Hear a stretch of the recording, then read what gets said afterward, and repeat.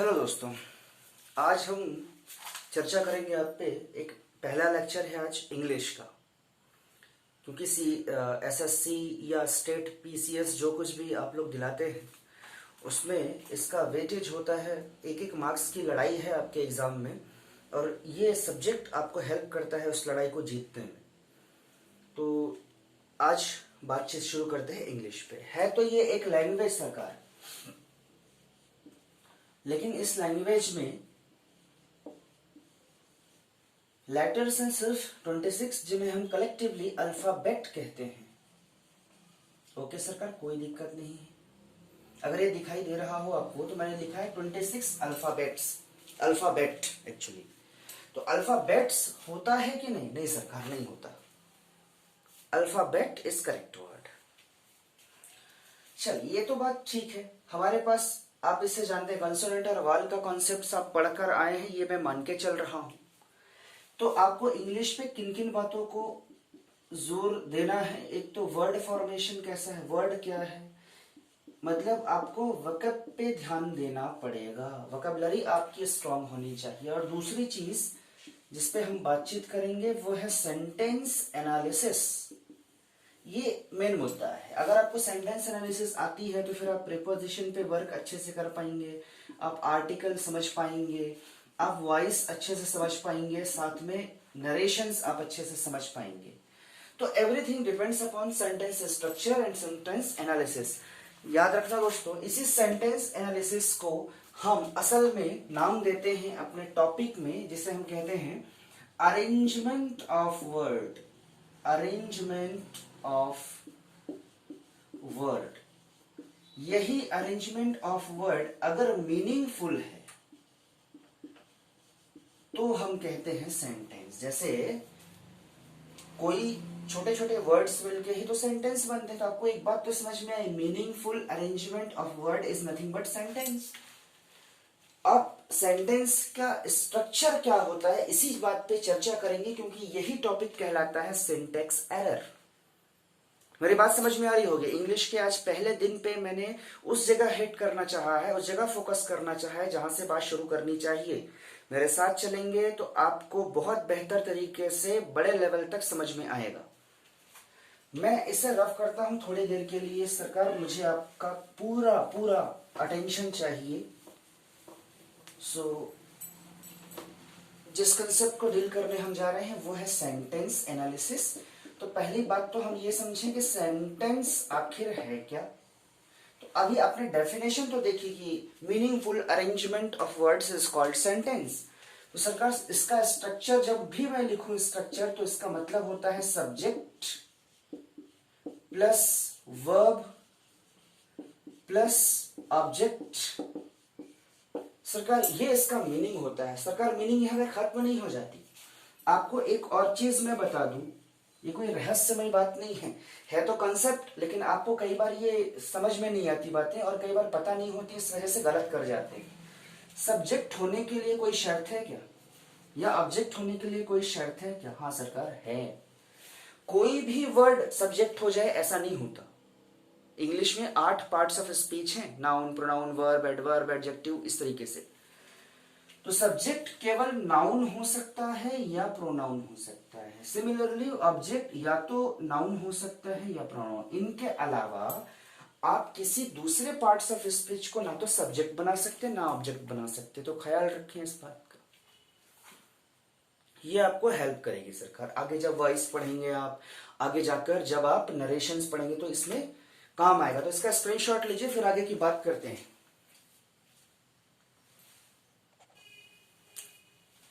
चले सरकार, आपके लिए सेंटेंस का जो एनालिसिस है वो आज इस मैंने दायरा डिसाइड किया है उसका, कि पहले आप सब्जेक्ट और ऑब्जेक्ट तो पहचानना सीख लें, फिर बात आगे सिंटैक्स एरर पे करेंगे हम। तो अगर आपको सब्जेक्ट या ऑब्जेक्ट पहचानना है सरकार, तो मैंने तो आपको सिंपली एक बात बताई कि दोनों के लिए कंडीशन ये है कि नाउन होना चाहिए या प्रोनाउन होना चाहिए।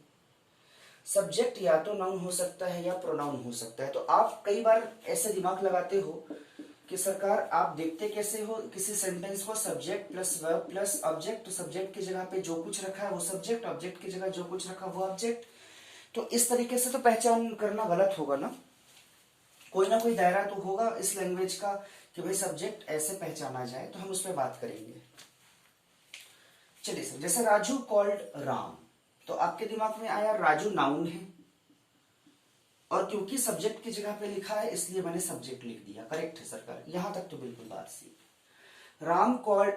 राजू कॉल्ड राम, राम भी क्योंकि नाउन लग रहा है इसलिए ए भी ये ऑब्जेक्ट की जगह पे लिखा है इसलिए ऑब्जेक्ट हो गया। ओके सरकार, है ना। आप डेफिनेशन दिमाग में रख के चल रहे होंगे कि noun is the name of any person, place और थिंग। पर्सन, प्लेस और थिंग, तो ये नेम ऑफ अ पर्सन इसलिए नाउन, इसलिए ऑब्जेक्ट, क्योंकि ऑब्जेक्ट की जगह पे रखा है। चलिए, राधिका वेंट मथुरा, तो राधिका क्योंकि एक व्यक्ति का नाम है इसलिए नाउन है, पर्सन्स नेम। वेंट आपके समझ में आता है सरकार, ये तो वर्ब है, जैसे कॉल्ड यहाँ पे वर्ब था, कोई दिक्कत नहीं। मथुरा, मथुरा एक जगह का नाम है, तो noun is the name of any person, place और थिंग।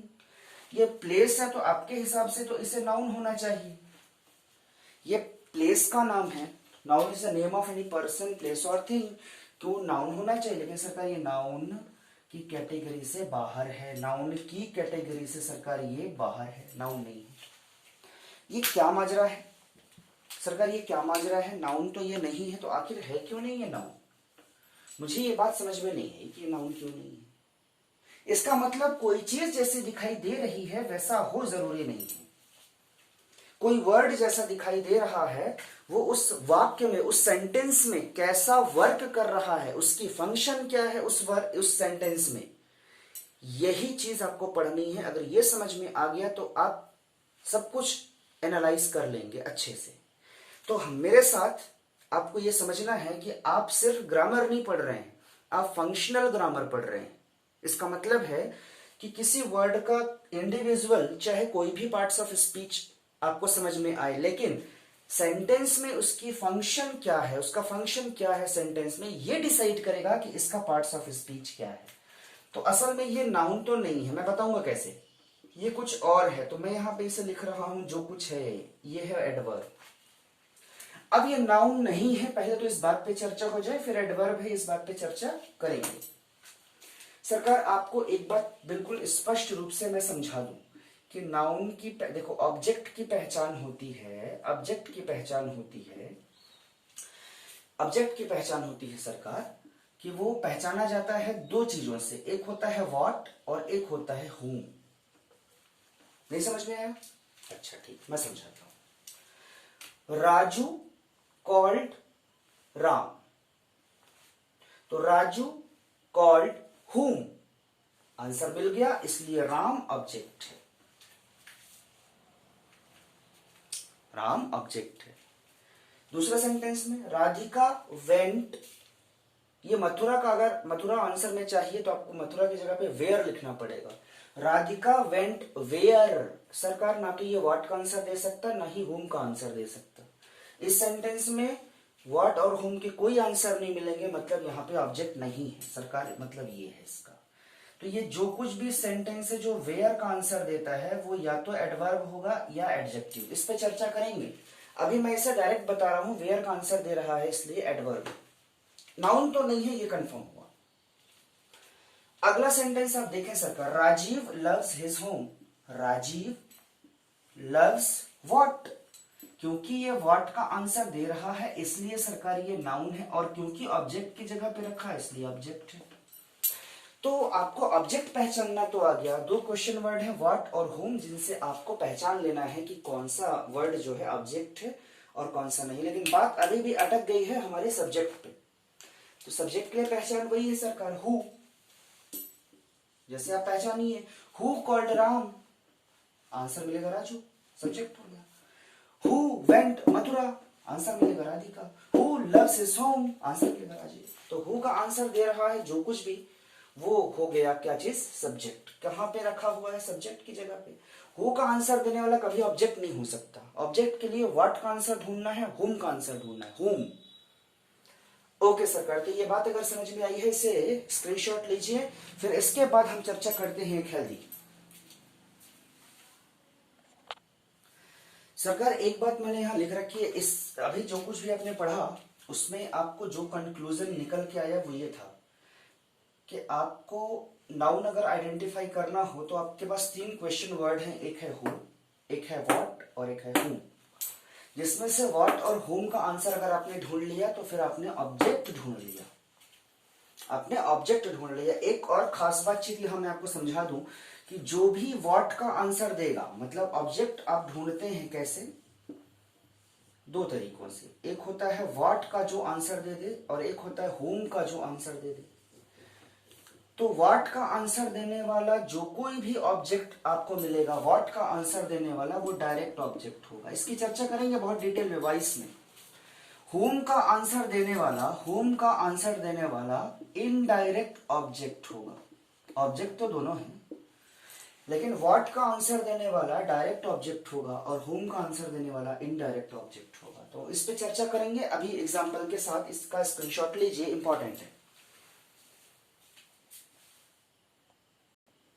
इस एक सेंटेंस को एनालाइज करते हैं। लिखा हुआ है Raju gave 5000 rupees to Ram. तो सब्जेक्ट, ऑब्जेक्ट और वर्ब यहां पे देखते हैं, खेलते हैं यहां पे कैसे। Who gave 5000 rupees to Ram, क्योंकि ये हु का आंसर दे रहा है सरकार, इसलिए एक तो नाउन हुआ, क्योंकि सब्जेक्ट की जगह पे रखा है इसलिए सब्जेक्ट हुआ, कोई दिक्कत नहीं। गेव अपने आप में एक वर्ब है, हमें समझ में आई बात। फिर मैं कहता हूं राजू गेव व्हाट, तो व्हाट का आंसर देने वाला तो यहां पे 5000 रुपीज है सरकार, ये व्हाट का आंसर देता है। क्योंकि व्हाट का आंसर दे रहा इसलिए नाउन है, क्योंकि ऑब्जेक्ट की जगह पे रखा इसलिए सरकार ये ऑब्जेक्ट होना चाहिए। बिल्कुल सरकार, होना चाहिए इसे ऑब्जेक्ट। फिर आप कहते हैं सरकार कि आखिर ये राम क्या है, तो आप कहेंगे Raju gave 5000 rupees to whom, मतलब राम whom का आंसर दे रहा है, तो ये भी तो ऑब्जेक्ट हुआ ना। अभी थोड़ी देर मैंने पहले आपसे डिस्कस किया कि व्हाट का आंसर देने वाला डायरेक्ट ऑब्जेक्ट होता है सरकार, डायरेक्ट ऑब्जेक्ट होता है, डायरेक्ट ऑब्जेक्ट होता है।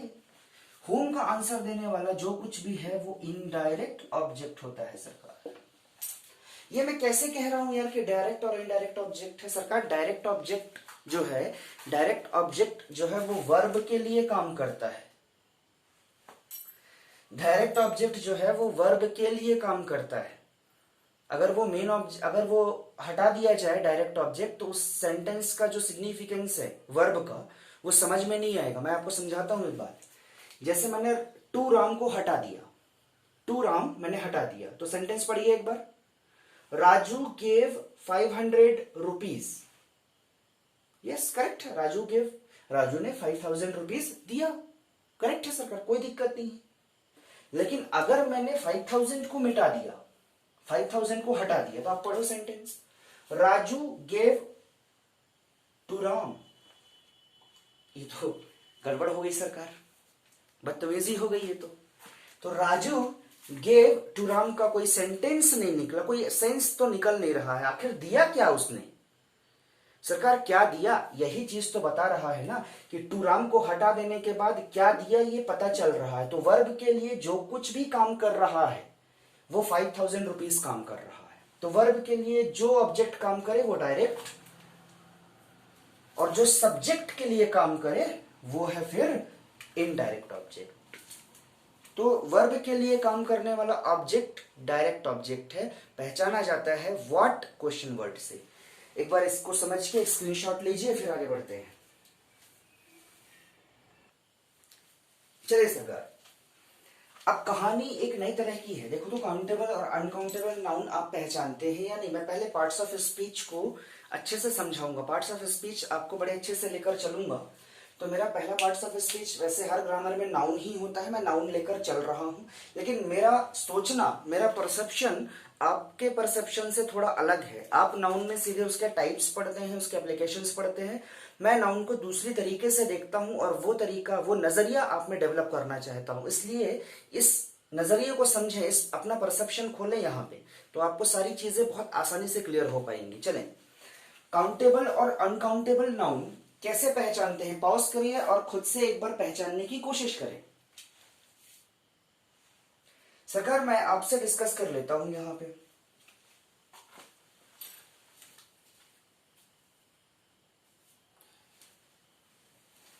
कि सरकार मैं कहता हूं यहां जो शुगर लिखा हुआ शब्द है, क्या आप कभी ऐसा कहते हो, क्या अभी कभी ऐसा करते हो सरकार ये अनकाउंटेबल नाउन है?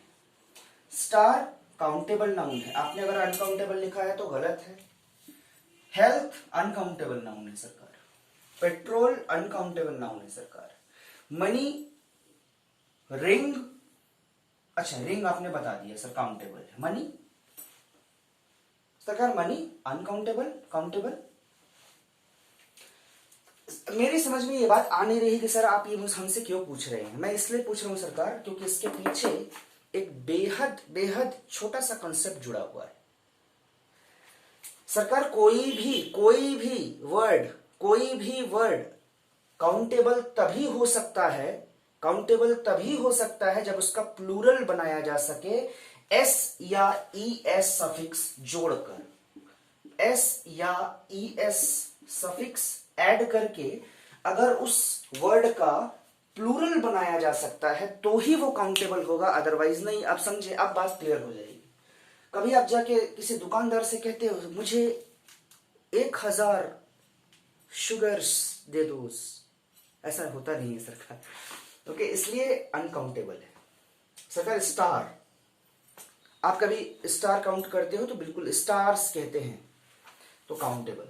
हेल्थ ऐसा होता नहीं है, अनकाउंटेबल। पेट्रोल्स, आप कभी गाड़ी में पेट्रोल डलाने के लिए पेट्रोल पंप पे अगर आप रुकते हैं और कहते हैं पेट्रोल्स डाल दो, ऐसा कभी बोलते हो? नहीं बोलते, अनकाउंटेबल। मनीज, मुझे कुछ मनीज चाहिए, बात समझ में नहीं है सरकार, अनकाउंटेबल। रिंग, रिंग्स, यस सरकार, काउंटेबल, काउंटेबल। तो बात समझ में है, जिसका ऐसे नाउन जिनका प्लूरल बनाया जा सकता है सफिक्स एस या ई एस के साथ, वो हो सकते हैं काउंटेबल, अदरवाइज नहीं हो सकते। तो सरकार मैं कुछ और एग्जांपल लेता हूं, इसका स्क्रीनशॉट लीजिए। कुछ एग्जांपल और लेकर चलते हैं हम और समझते हैं काउंटेबल अनकाउंटेबल का तरीका कैसे पहचानते हैं। जैसे poetry, most frequently asked questions में से एक है एसएससी के लिए खासकर। पेट्रोल पोएट्री, अगर आप समझते हैं पोएट्री काउंटेबल है या अनकाउंटेबल, आपके दिमाग में क्या आती है पोएट्री सुनकर? क्योंकि ये अनकाउंटेबल नाउन है। पोएट्रीज आप कभी नहीं कहते, कहते भी होंगे तो गलत है सरकार। ट्रैफिक्स ऐसा होता नहीं है, इसलिए ये सरकार ये भी क्या है, अनकाउंटेबल नाउन है। ट्रैफिक्स तो होता नहीं। डॉलर्स होता है, आप कहते हैं, यूज करते हैं, डॉलर इज काउंटेबल नाउन सरकार। ज्वेलरी, ज्वेलरीज आप अगर कहते हैं तो गलत कहते हैं क्योंकि अनकाउंटेबल नाउन है। पोएट्री, ज्वेलरी, सीनरी, ये सारे के सारी चीजें असल में एब्स्ट्रैक्ट नाउन के अंदर आती हैं। तो एब्स्ट्रैक्ट नाउन का कभी भी प्लूरल नहीं बनता एस या ई एस सफिक्स के साथ, कभी प्लूरल नहीं बनता। तो पोएट्री, ज्वेलरी, सीनरीज, ये सारी चीजें अनकाउंटेबल होंगी हमेशा, बिकॉज इनका प्लूरल नहीं बनता एस और ई एस सफिक्स जोड़कर। अब ये एब्स्ट्रैक्ट नाउन क्या जल्द है, क्या परेशानी है? सो एब्स्ट्रैक्ट नाउन के बारे में हम कल चर्चा करेंगे। आज जो कुछ भी समझ में आया इसको दिमाग में रखिए, प्रैक्टिस करिए। इसी चर्चा को आगे लेकर जाऊंगा सरकार। हम इस पूरे इंग्लिश के लेक्चर को जिस जगह खत्म करेंगे वो पीक लेवल होगा, शिखर हम लेकर जाएंगे कंसेप्ट को सब शिखर तक।